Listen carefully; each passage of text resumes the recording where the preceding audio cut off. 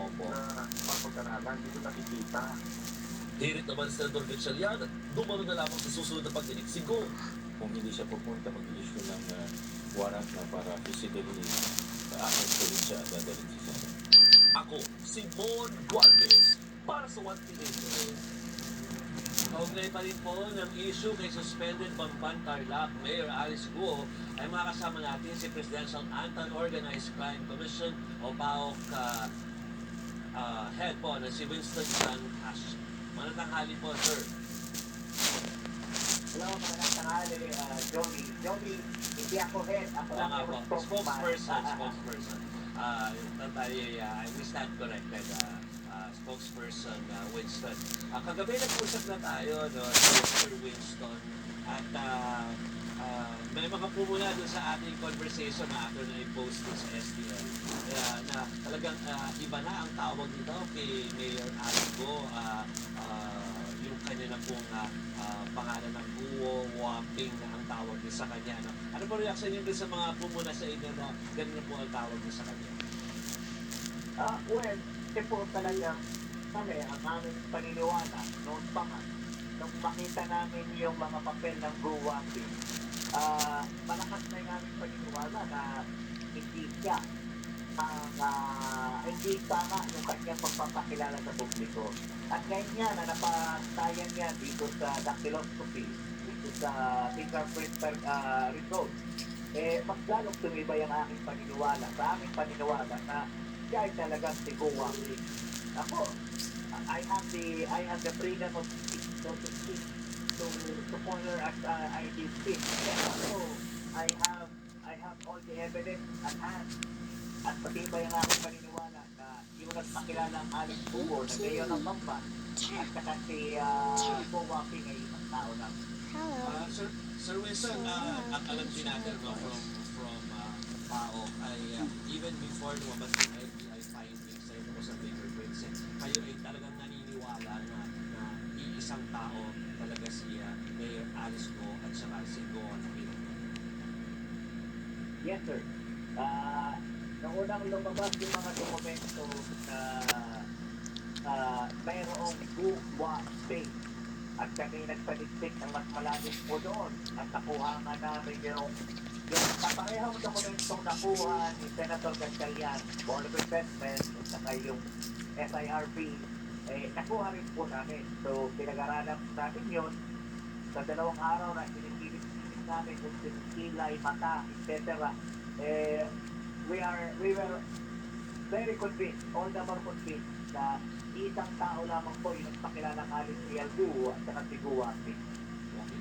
Kayo na po, ano, doon sa report ni Mon Juarez, at base na rin sa interviews po doon sa lawyer po, ano, or attorney ni Mayor Alice Go ay siya ay humingi na parang sa proper forum na mapag-usapan ito, no? Hindi sa forum na kaya sa Senado. Ano po reaction niyo dyan? Well, we respect the opinions of the lawyers, no? Kasi yan naman po ay trabaho nila ng pangalagaan kung ano man ang papalagay nila ay karapatan ng kanilang kliyente.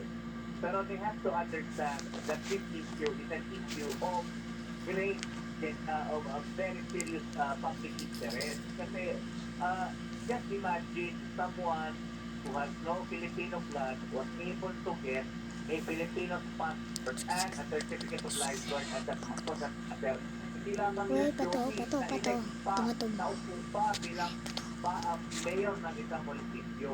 So alangan namang hindi natin pag-usapan ito. Alangan namang hayaan na lang natin na nasa loob lamang ng korte na limitado lamang ang nakakapag-access doon sa informasyon. Hindi ho, kinakailangan malaman ng publiko ang nangyayari nito nang sa gayon ay maging aware tayong lahat. Maging aware yung mga local civil registrars and so on. Yung mga abogado, they also have to give it to us. That we are doing is, they have to assume that everything that we're doing is regular. We are not going above board. Hindi naman po namin pinapatubalian, hindi naman namin sinasasabi ang kanyang mga karapatang pantao. Pero yun nga lamang po, malakas ang aming paniniwala na siya nga po ay hindi Pilipino. Mama, kulay lang. Kaya ibang mapasarap. With Mamasitas Oyster Sauce, carry. Dahil any kulay, plus Mamasitas Oyster Sauce lang, uy, sarap lang. All you need, uy, sulit. Mamasitas. Opo. Sir Winston, meron pong mga pahabayaw, mga pahayag ang mga mambabatas sa atin sinasabi na pwedeng may mga madagdag pa na mga kaso. Ano? Pero meron bang iniyahan na yung inyo pong ahensya ng mga kaso na pwede idagdag laban kay Mayor po? Sa totoo lamang po, meron naman po talaga. Katulad nga po niyang nakita natin na mayroong indikasyon na ebidensya ng pagnanakaw ng pagkakakilanlan. So pwede po siyang masampahan yan eventually ng identity theft. Di ba ba? Mapatulayan po yan. Siyempre, hindi naman may tatatuan na may money laundering aspect yung operation ng bankulan. So, pag-ibig rin po na matampanin po siya ng money laundering ng AFLC. Alam naman ng lahat na specialist siya sa tweet. So, sir, sobrang dami ang pinikaso sa kanya at binibuild up na ng iba't ibang agencies, Joey. Opo, kagabi sa programang sa totoo lang pa rin ay meron tayo na pag-usapan tungkol sa posibilidad na maging stateless ito si Mayor Go dahil nga sa kanyang sitwasyon na kung aalisan ng bansa sa o kaya papaalisin natin, saan naman siya pupunta, no? So pwede ba natin ipaliwanag sa ating mga viewers kung ano itong posibilidad ng pagiging stateless ng isang Mayor Alice Go kung sakasakali man na siya ipa-deport o kaya umalis ng bansa? Hindi po siya pwedeng ipa-report. Joey, sapagkat may papareport natin siya, saan natin siya i-report? Diba? Kinakailangan po na pa-determine kung ano yung kanyang nationality ka. Sa lumalabas sa mga dokumento, basically, na siya talaga ay natural born Chinese citizen. So, ang issue na lang is kung tatanggapin pa ba siya ng China sapagkat i-live up siya yung kanyang Chinese passport, Chinese nationality, at he preferred to get a Filipino nationality. So, that is a question for the government of China, not for the government of the Philippines. But he will not be deported. He will be made to answer the charges in the Philippines. At kung mapatunayang nagkasala po siya sa mga ginaakus sa kanya, siyempre makukulong po siya ng matagal-tagal. At base sa nakikita natin na imposibleng hindi lamang isang kaso ang sasampa sa kanya, baka dito lang po siya tumanda sa Pilipinas kung mapatunayan po siya nagkasala. So, malaking implikasyon pag naging stateless si Mayora, no? Which pwede pa natin sabihin kung ano yung mga pwede pang implikasyon doon. Kasi yung kanilang concern ng iba, pag stateless ba, baka hindi ba tayo mahihirapan na siya i-lift down sa mga kaso. No?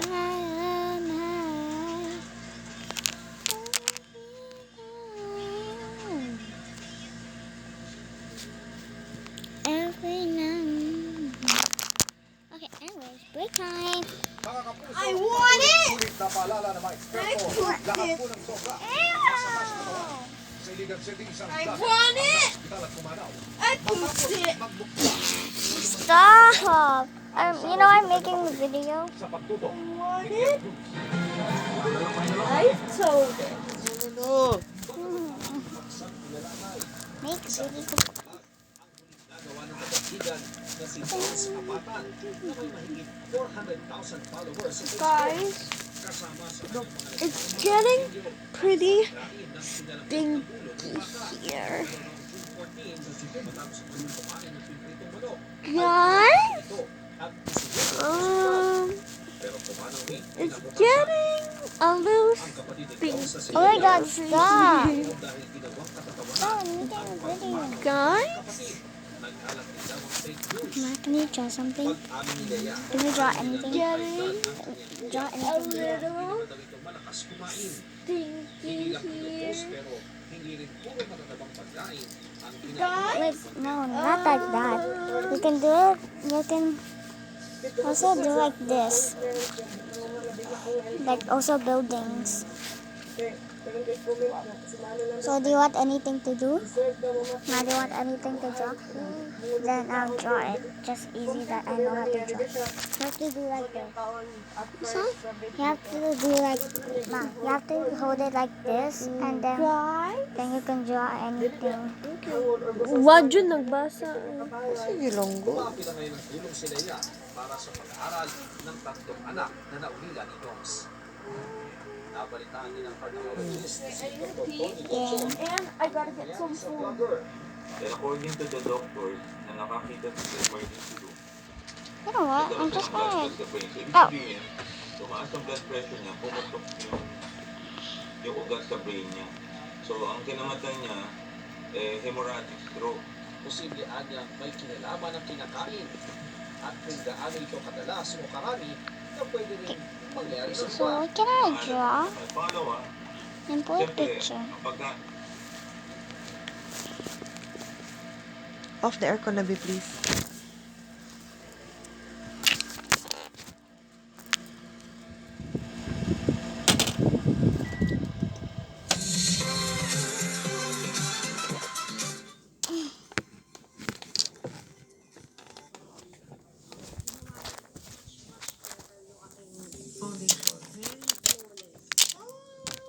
Makalaglag pa nga talaga.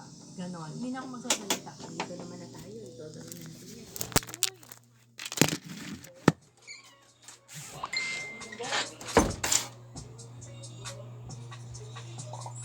Hello everyone! Welcome back sa ating channel! Oo, nagbabasyon ako, kaya medyo natan si ating yung girl. Lagi itong requested sa akin, especially sa TikTok. Soya Foundation Primer. Ultra lightweight, watery skin tint. So, foundation primer siya. And meron din siyang Korean black ginseng na boost skin's hydration. So, ibig sabihin, candy,